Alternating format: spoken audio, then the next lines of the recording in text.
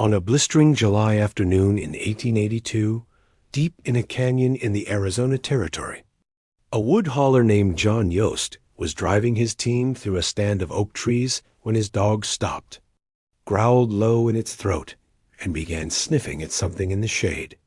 Yost climbed down to look, and there, propped against the trunk of a blackjack oak, sitting almost peacefully in a natural seat formed by 5 trees growing from a single root, was a man who appeared to be asleep.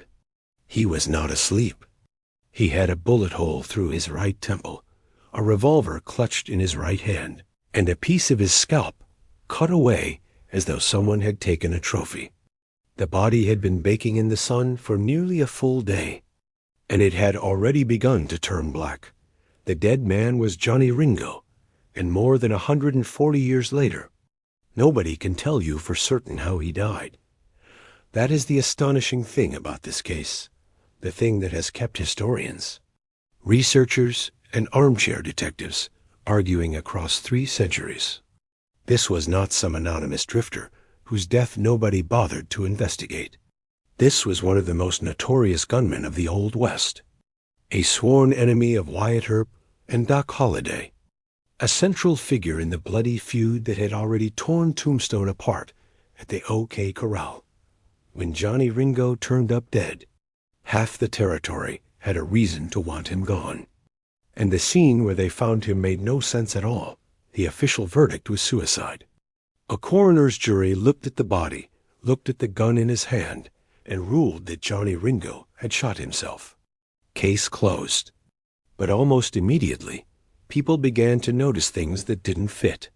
His boots were missing, tied, it turned out, to a horse that had wandered miles away. His feet were wrapped in torn strips of his own undershirt. One of his cartridge belts was buckled on upside down. There were reportedly no powder burns on his skin, which there should have been if he pressed a pistol to his own head. His revolver still held 5 cartridges, and that piece of scalp sliced away with a knife. Suicides do not scalp themselves, so what really happened in Turkey Creek Canyon? Did the king of the cowboys, drunk and despairing and abandoned by his own horse, put a bullet in his own brain? Or did one of his many enemies, Wyatt Earp, Doc Holliday, a saloon killer called Buckskin Frank Leslie, a gambler with a grudge, track him to that lonely spot and murder him, then arrange the body to tell a lie? This is the story of Johnny Ringo, the gunfighter whose life was a legend and whose death is a mystery that to this day nobody can fully explain. And to understand why his ending is so impossible to solve, we have to go back to the very beginning, to a family tragedy that would echo in the most chilling way imaginable. In the manner of Johnny Ringo's own death, he was born John Peters Ringo on May 3, 1850, in a small settlement in Wayne County, Indiana, a place that would eventually become the town of Greens Fork, and almost everything you think you know about him is probably wrong. The legend that grew up around Johnny Ringo painted him as a Shakespeare-quoting gentleman, a college-educated aristocrat of the frontier, a man with the honor and bearing of a British lord who had somehow drifted into a life of outlawry. Writers claimed he'd studied at a Missouri college, that he could recite poetry and classical literature, that he was the most refined and deadly gunfighter the West ever produced. Almost none of it was true. Ringo never had more than an elementary school education. He came from a struggling, working-class family that gave him few advantages in life. He was not the king of the cowboys, not a master duelist who cut down rivals in dramatic face-to-face showdowns. What he actually was, according to the historians who've studied him most carefully, was a cattle rustler, a heavy drinker, and a dangerous, moody, unpredictable man whose real power lay not so much in what he did as in what everyone believed he was capable of doing. His intensity alone built the legend. People looked into Johnny Ringo's eyes and decided they did not want to find out what he might do. That reputation, part real, part myth, is exactly why his death would become impossible to untangle. Because a man with that many enemies and that dark reputation attracts theories, the way a flame attracts moth's dot.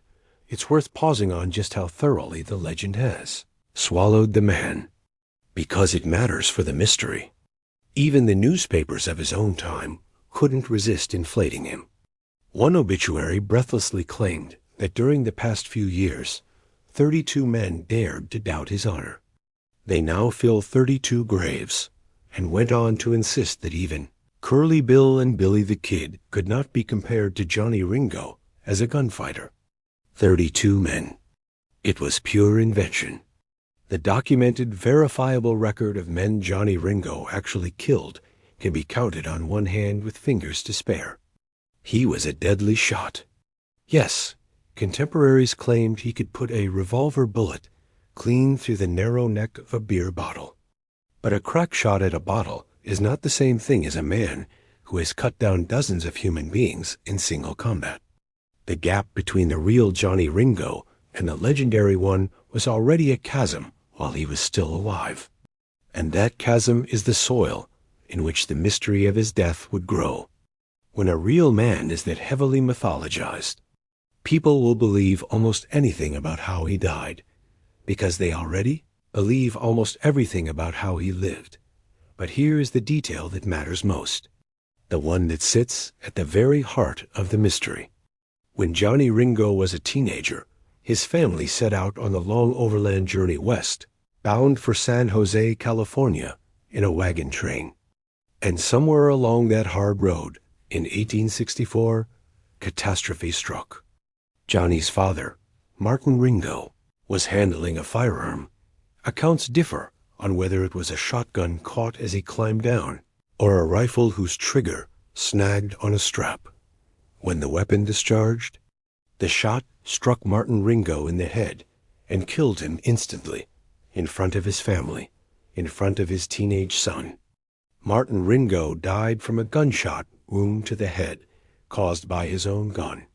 Read that again and hold it in your mind, because it will matter enormously before this story is over. Johnny Ringo watched his father die from a gunshot to the head. And 18 years later, Johnny Ringo would himself be found dead from a gunshot to the head, a gun in his hand. History, as the saying goes, does not repeat itself, but it rhymes. And in the case of the Ringo family, it rhymed in a way that would haunt the mystery of Johnny's death forever. Because if a man's father dies that way, and that man grows despondent and suicidal decades later, is it really so strange to imagine he might choose the same end? Or did someone who knew the family history deliberately stage a killing to look exactly like the tragedy that had already scarred Johnny Ringo's life? After his father's death, teenage Johnny, now burdened with responsibility for his family, and, by several accounts, sliding into delinquency and drink, grew into a hard young man. And by the mid-1870s, he had found his way into the first great bloodletting of his life, a savage Texas feud that would teach him exactly how cheap a human life could be. They called it the Mason County War. Locally, they called it something darker, the Hoodoo War, and it was as vicious a range feud as the Old West ever produced.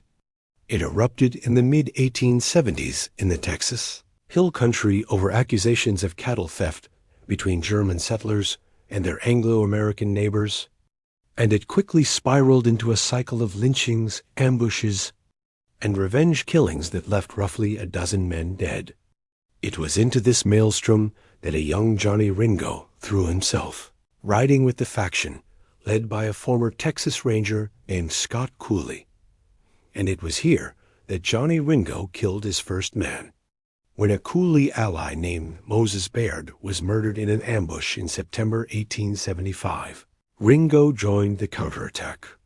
He and a companion rode to the home of a gambler named James Cheney, a man they blamed for luring Baird into the ambush, and they gunned him down. There was nothing romantic about it, nothing of the noble duel the dime novels loved. It was a killing of retribution, cold and direct. Ringo would be jailed for his part in the Hoodoo War. One of his fellow prisoners during this period was reportedly none other than John Wesley Hardin, one of the deadliest killers Texas ever produced.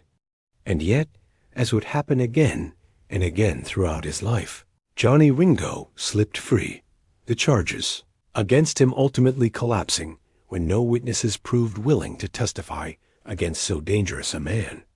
This became the pattern of his life: violence, arrest, and then a strange, almost supernatural ability to walk away. The Hoodoo War also introduced a grisly detail that echoes forward through this entire story. During that feud, Scott Cooley killed a former deputy, took his scalp as a trophy, and threw his body down a well. Scalping, the taking of a piece of an enemy's head as a gruesome prize, was part of the brutal vocabulary of violence that Johnny Ringo lived inside. Remember that, too, when we return to the oak tree in Turkey Creek Canyon and the missing piece of Johnny Ringo's scalp. By the late 1870s, the Texas feud had burned out, and Johnny Ringo drifted, as so many hard men did, toward the newest boom town on the frontier.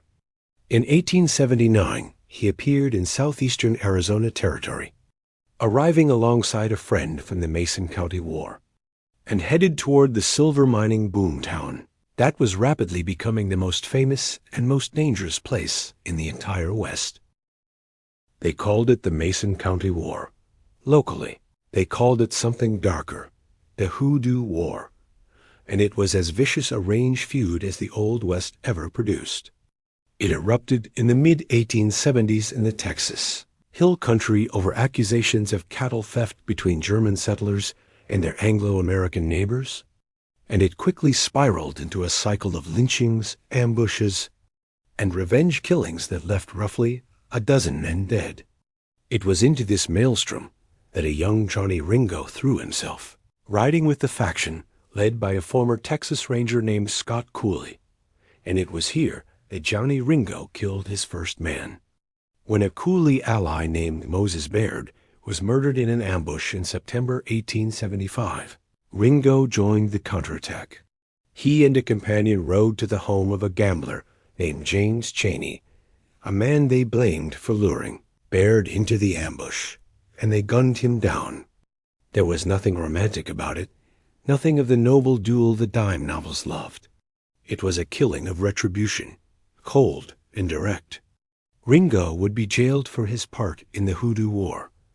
One of his fellow prisoners during this period was reportedly none other than John Wesley Hardin, one of the deadliest killers Texas ever produced. And yet, as would happen again and again throughout his life, Johnny Ringo slipped free, the charges against him ultimately collapsing when no witnesses proved willing to testify against so dangerous a man. This became the pattern of his life: violence, arrest, and then a strange, almost supernatural ability to walk away. The Hoodoo War also introduced a grisly detail that echoes forward through this entire story. During that feud, Scott Cooley killed a former deputy, took his scalp as a trophy, and threw his body down a well. Scalping, the taking of a piece of an enemy's head as a gruesome prize, was part of the brutal vocabulary of violence that Johnny Ringo lived inside.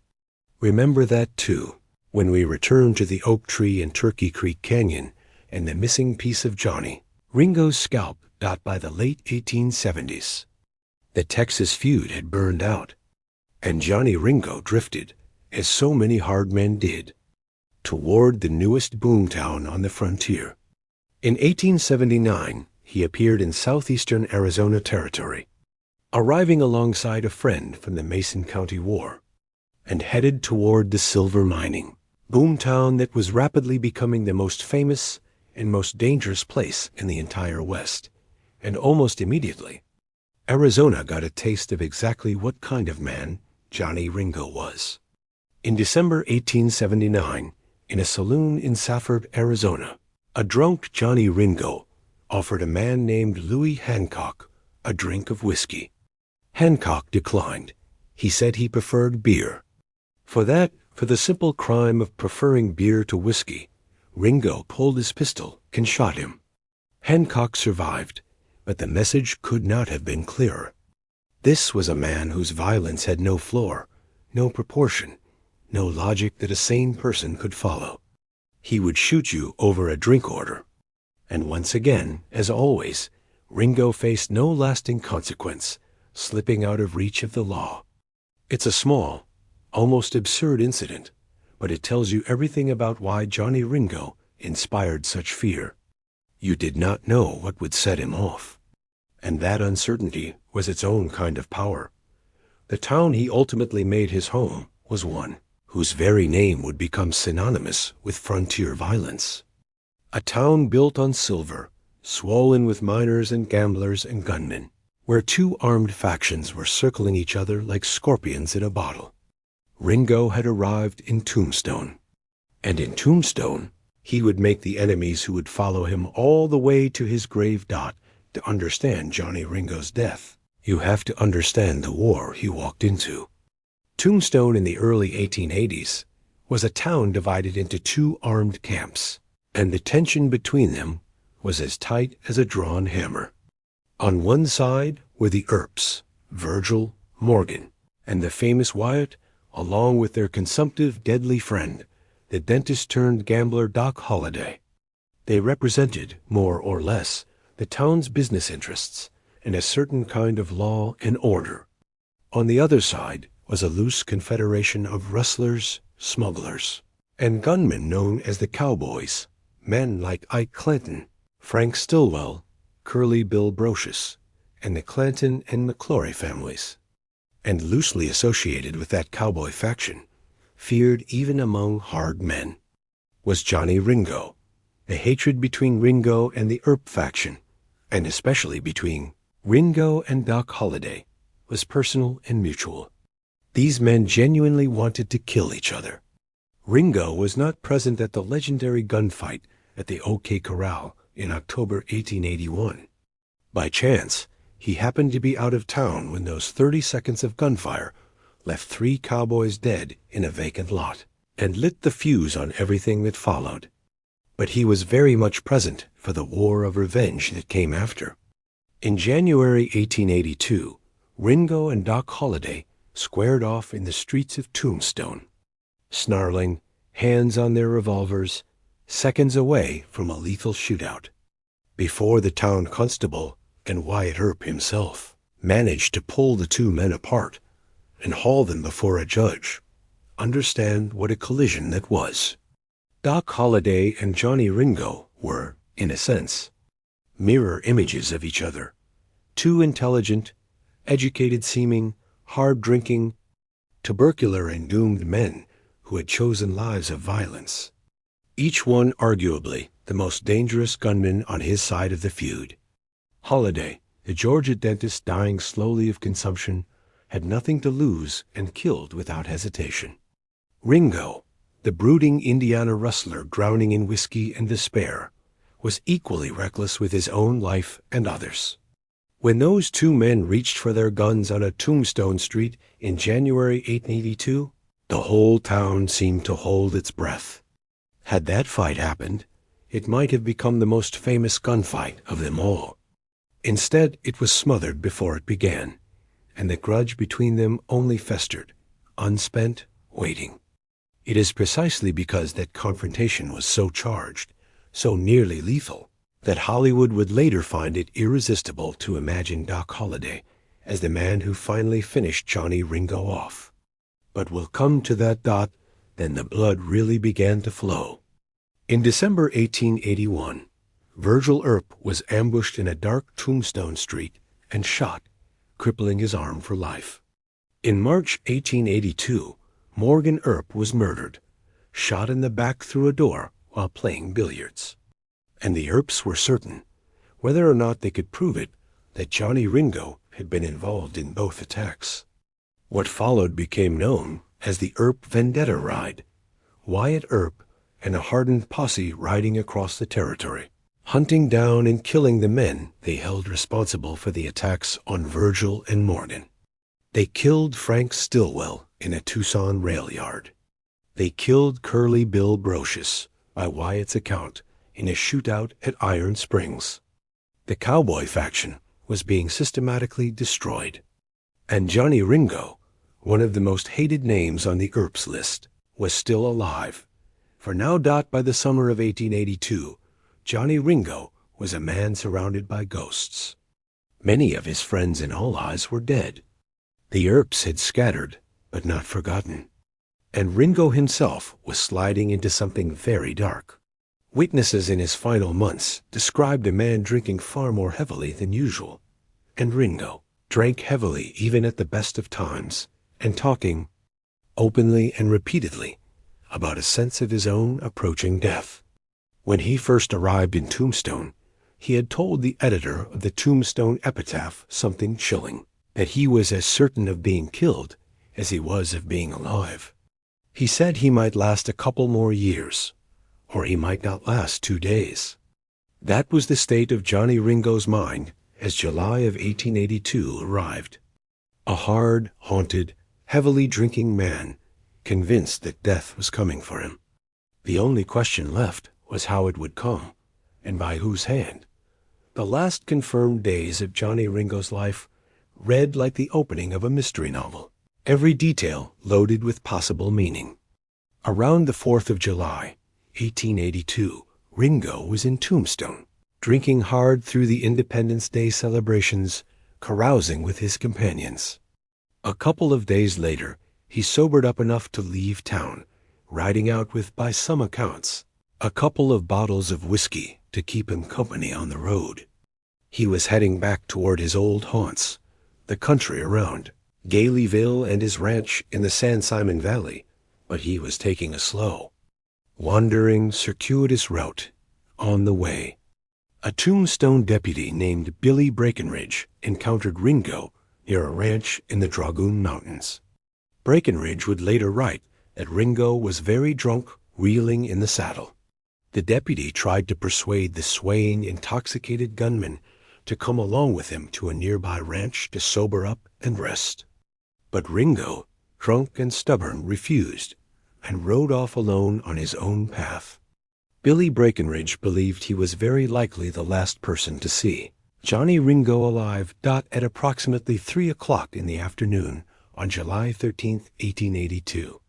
The ranch hands at B.F. Smith's ranch, near the mouth of Turkey Creek Canyon, in the western foothills of the Chiricahua Mountains, heard a single gunshot echo out of the trees.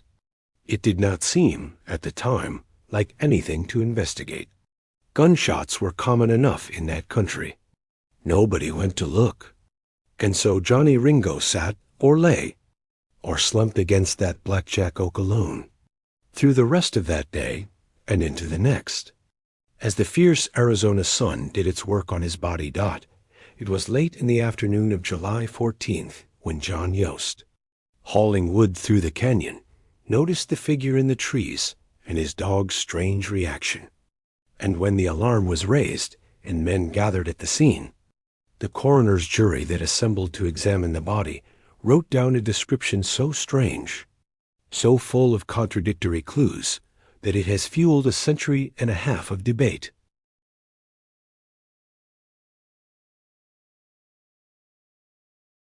But before we look at what they found, understand what this coroner's jury actually was, because it matters enormously to how much we can trust their conclusion.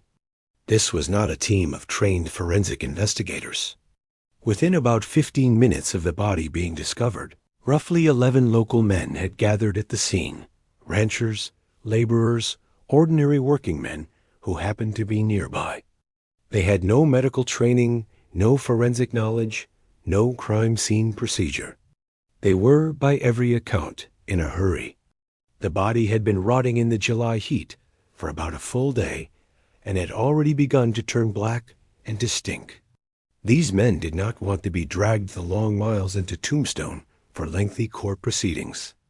They wanted to examine the corpse, write down what they saw, bury the body quickly, and get back to their work. So the single most important document in this entire mystery, the only real record of the death scene, was produced by hurried, untrained men standing over a decomposing corpse, eager to be done. Whatever they missed, whatever they glossed over, whatever they simply failed to note, is lost forever. Keep that in mind as we examine their findings.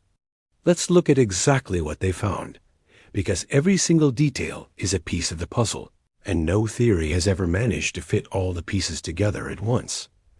The coroner's report is a remarkable document.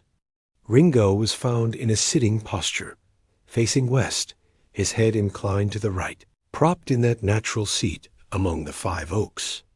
There was a bullet hole in his right temple, and the bullet had exited from the top left of his skull, traveling upward at roughly a 45-degree angle.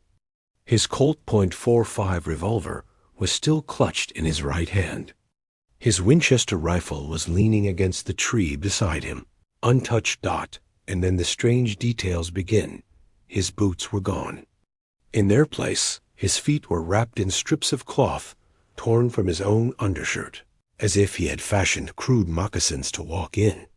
The coroner noted that he had evidently traveled but a short distance in this footgear. His boots, it would later turn out, were tied to the saddle of his horse, which had wandered off and would not be found for 11 days. Discovered miles away with the boots and Ringo's coat still attached. He was wearing 2 cartridge belts, one for his rifle, one for his revolver, and the revolver belt was buckled on upside down. There was, the report noted, no holster on his body at all. His revolver contained 5 cartridges, with the hammer resting on the single empty chamber, though whether that meant the gun had been fired once, or simply carried safely with an empty chamber as was the frontier custom, no one could say for certain. And then the most disturbing detail of all. A portion of his scalp was missing. A piece of the top of his head, including some of the forehead and hair, appeared to have been cut away. The coroner's report described it plainly. It looked as if cut out by a knife. Now look at what we have. A man found with a gun in his hand and a bullet through his temple. The picture of suicide. But a man whose boots were tied to a horse 2 miles away, whose feet were bound in rags, whose gun belt was on upside down, whose scalp had apparently been carved with a blade. These are not the details of a simple suicide. And this is the exact point where the mystery splits into 2 roads, and where more than 140 years of argument begins. Because you can look at this same body, this same report, these same clues, and build a completely convincing case for suicide, or a completely convincing case for murder. The evidence supports both, and it fully proves neither. Let's take suicide first, because for all its strangeness, it remains the official verdict, and it has serious defenders. The case goes like this.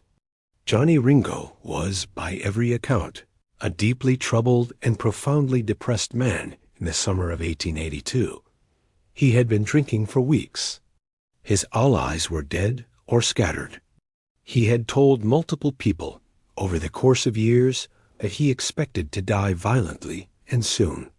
Robert Bauer, a member of the actual coroner's jury who was present at the scene, wrote decades later, in 1934, that he had called it suicide in 1882, and he was still calling it suicide. The last living member of the jury, standing by the original ruling to the end. The bizarre physical details. The suicide camp argues, all have mundane explanations. Ringo's horse had spooked and run off, taking his boots with it. Drunk, despairing, possibly suffering in the heat, Ringo took off his painful boots, or found himself without them, wrapped his feet in his undershirt to walk, and set off. The upside-down cartridge belt? He was on a days-long bender. A man that drunk might easily buckle his own belt on wrong, or do it deliberately, or not care. The lack of clear powder burns? The body had roasted in the July sun for 24 hours and turned black. Mahler described blood and brains matted in the hair and oozing from the wound. On a corpse in that condition, powder burns could easily have been invisible or simply overlooked. The scalp wound? Perhaps taken as a macabre souvenir by one of the men at the scene after death. even, some suggest, by John Yost himself, or caused by an animal, or by the violence of the exiting bullet, and the location that supposedly proves he was too far from water and help. In fact, Ringo died within a couple 100 feet of a creek and within a few 100 feet of Smith's ranch house. He was not lost and dying of thirst in a trackless waste. He was practically within shouting distance of help, which, to the suicide theorists, means help was the last thing on his mind out, and then there is that haunting family echo. Johnny Ringo's own father had died from a gunshot to the head. A despondent, alcoholic man, convinced of his own coming death, choosing to end it with a bullet to the head, just as his father had died. There is a terrible, plausible symmetry to it. The single gunshot heard from Smith's ranch at 3 o'clock. The gun is still in his hand. It fits, and there is one more piece of testimony that the suicide camp treats as close to a trump card. Robert Baller, that coroner's jury member, didn't just insist on suicide in the abstract. In his 1934 recollection, he claimed something specific and physical, that he had shown another man exactly where the bullet had entered the tree behind Ringo's head, after passing through the skull. If that is true, if the fatal bullet exited Ringo's head and lodged in the oak directly behind where he sat, then the geometry only works if the gun was at Ringo's own temple, pointing in the direction it pointed when it fired. A killer standing off to the side or below, firing upward from a distance, would not have put the bullet into that tree at that spot. Baller also stated there was an empty, fired shell in the six-shooter, with the hammer resting on it, direct evidence, if accurate, that the gun in Ringo's hand had just been fired. For the suicide theorists, Baller's account is the closest thing to an eyewitness reconstruction that exists, and it points squarely at self-destruction, but it doesn't fit perfectly. And that's the problem that will not go away, because the murder case is just as strong, and in some ways stronger. Start with the powder burns, or the lack of them. If Johnny Ringo pressed a revolver to his own temple and pulled the trigger, there would almost certainly have been scorching, stippling, powder residue burned into the skin around the wound.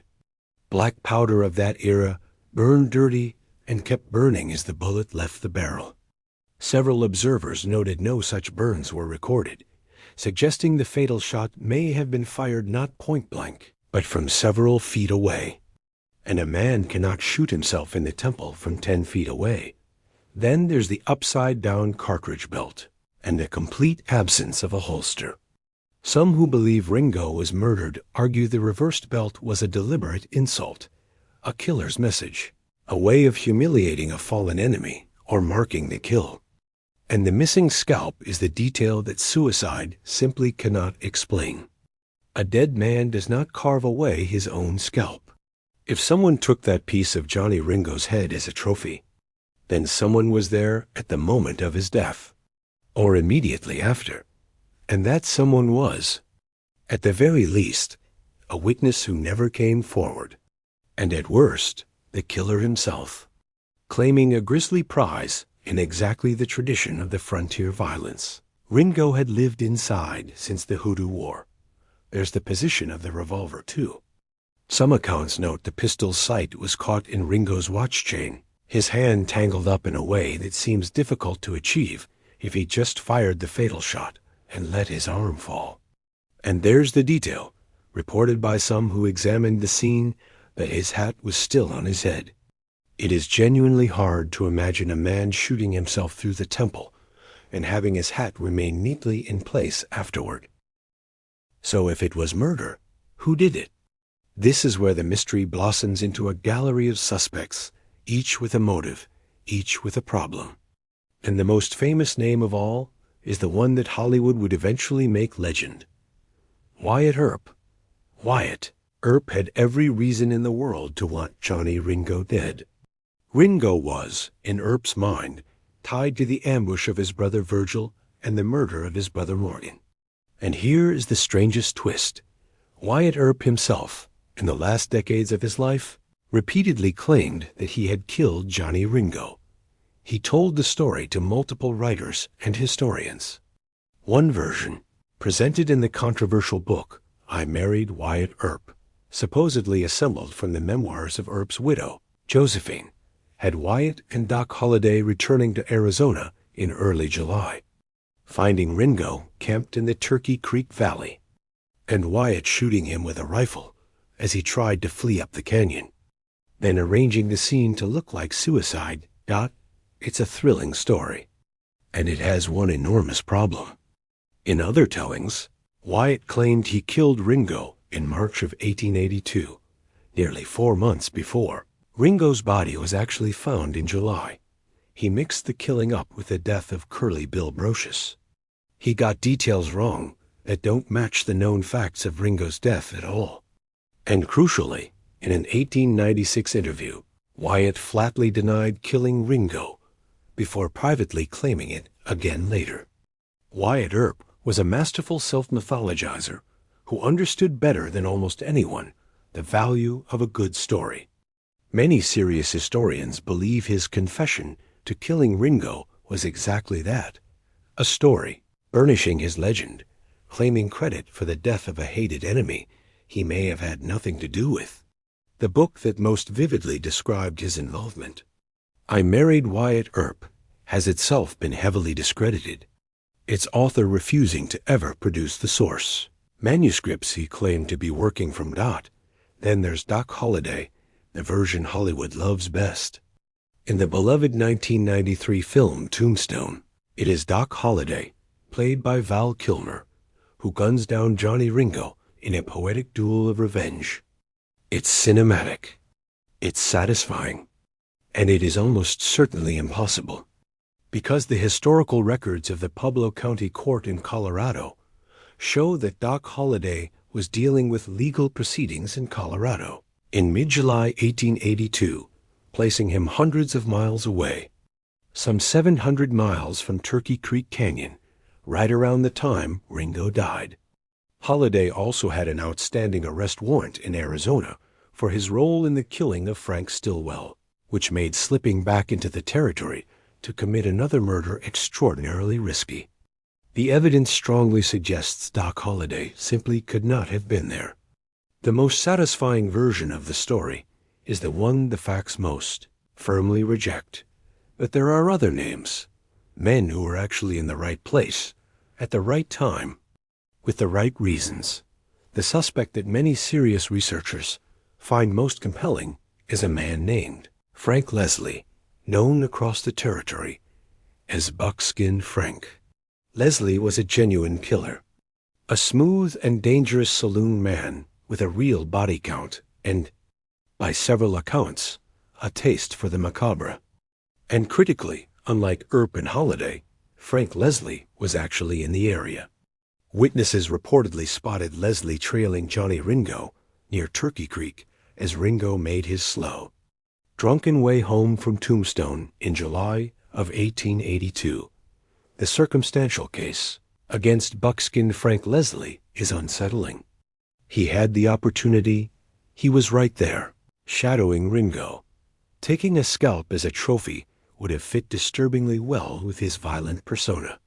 And in the years that followed, multiple sources claimed that Leslie boasted of having killed Johnny Ringo, while Leslie was imprisoned in Yuma years later for murdering a lover.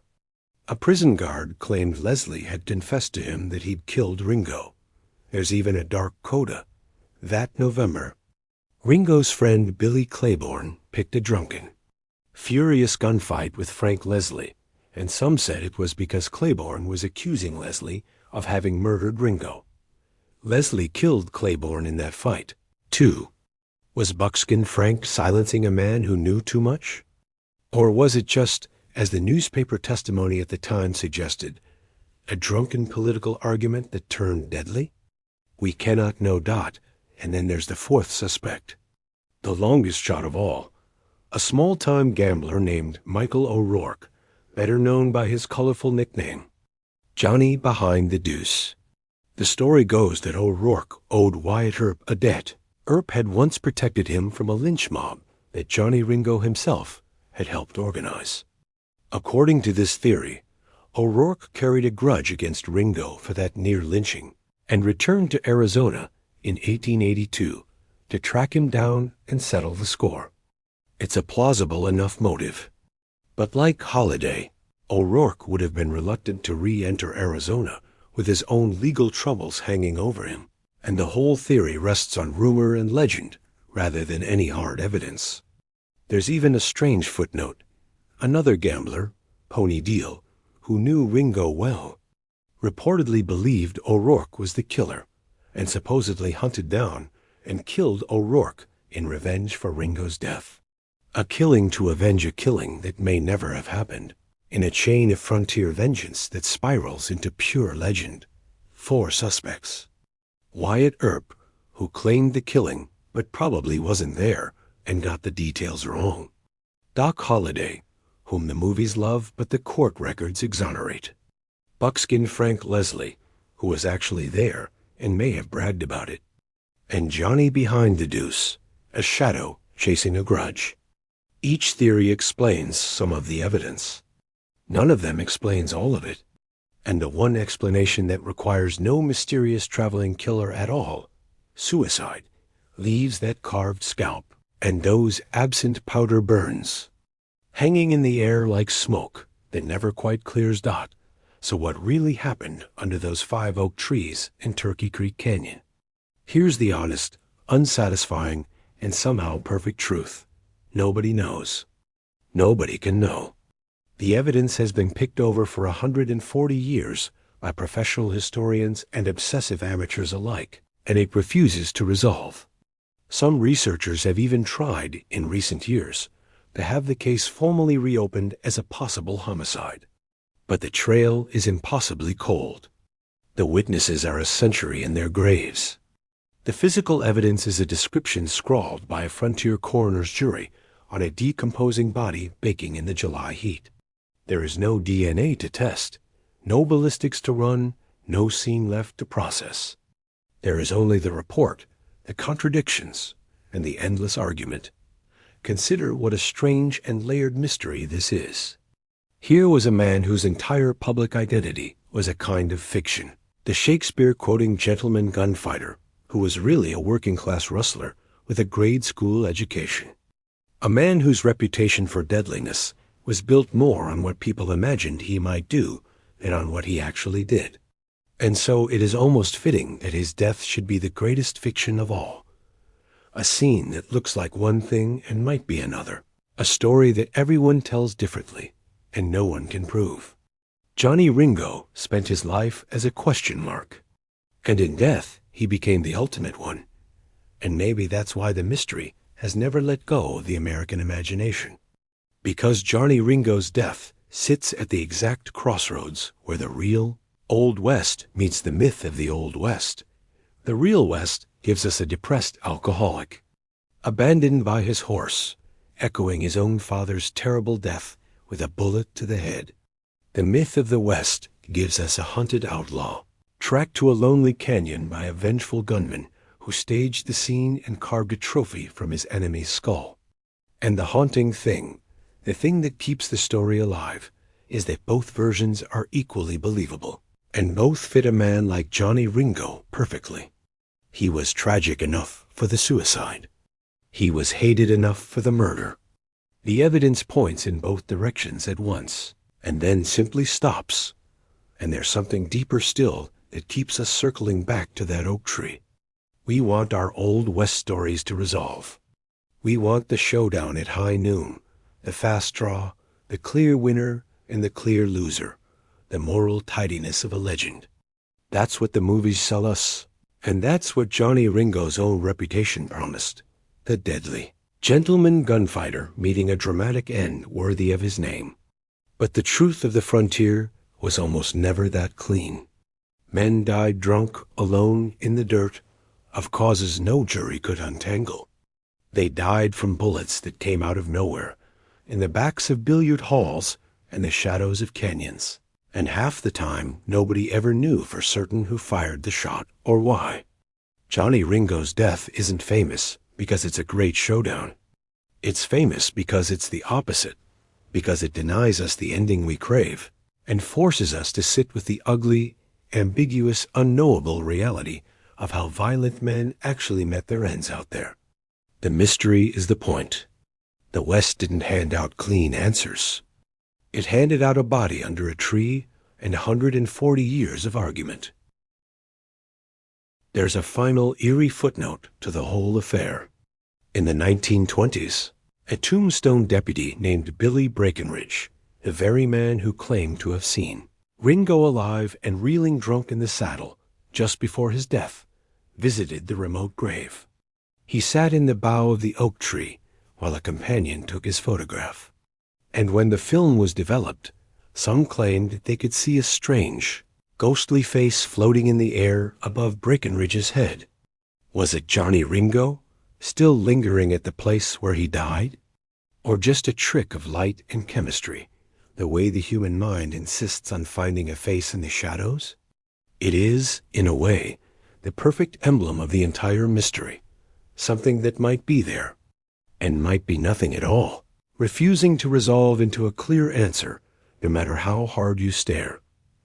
Johnny Ringo was buried right where he was found, beneath those 5 blackjack oaks beside Turkey Creek, in a grave that still sits today on private land in Cochise County, Arizona. The tree is gone now, but the grave remains, and people still make the journey to stand at the spot where the king of the Cowboys met his unexplainable end. And they stand there, and they wonder the same thing that a coroner's jury wondered in 1882, and that historians still wonder now. Did he do it himself? Or did someone do it to him and get away with it forever? The gun was in his hand. The bullet was in his brain. The scalp was gone.